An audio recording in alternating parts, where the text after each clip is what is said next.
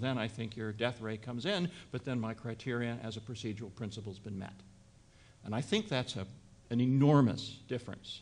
And I would also say that I think that's the way we tend to judge these matters in these other areas of exemption or exception where last resort is more commonly actually invoked, that we would do well to learn if we're trying to do what I gather to have been the past decade of just war discussion since 9/11 has been philosophers like yourselves, like you, Jeff, and others who have pointed out to the sort of community of just war theorists that were conceptually imprecise in a harmful way, in a dangerous way, in the way in which we understand many of these categories, like proportionality or just cause.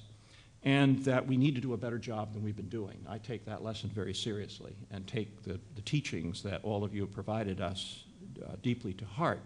And I think this is simply another version of that very kind of effort applied to this particular conception of just war, which I think has been badly misinterpreted.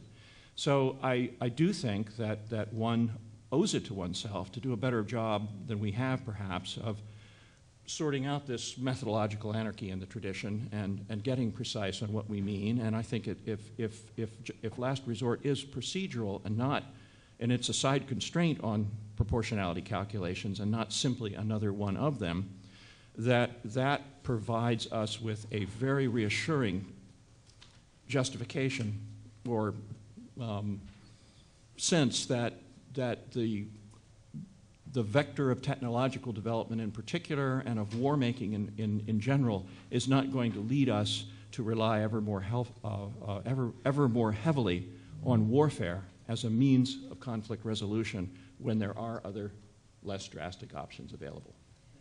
One final question. Quick response on this last resort. It sounds to me like your response to the game about Libya and what you said just now isn't a last resort argument, it's a last minute argument. We dither until the last minute, and then we do what is our only thing to do, and that is use force. But that's not a last resort. That's a different approach to the problem. Well,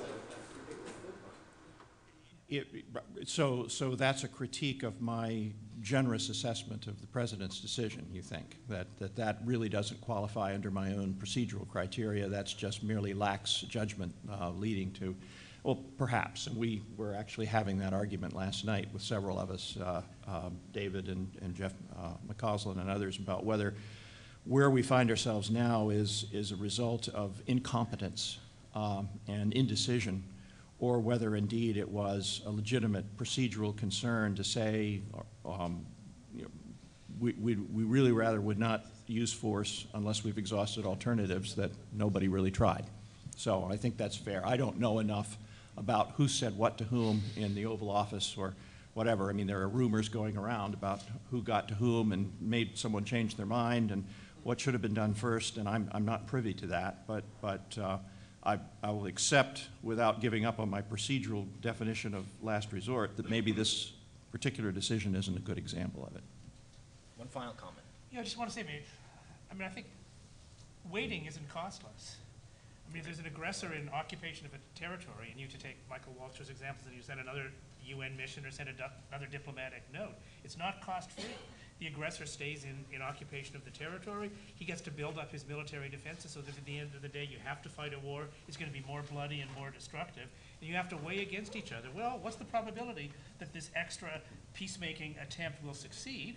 And what's the probability that, should it fail, the consequences will be worse than they would have been had we acted now? And that's why I think last resort is a kind of comparative proportionality. What are the potential gains from trying this additional means short of war? What are the potential costs of trying this additional means short of war? How do the potential gains weigh against the potential costs? And often, the effect of waiting is to make everything much worse.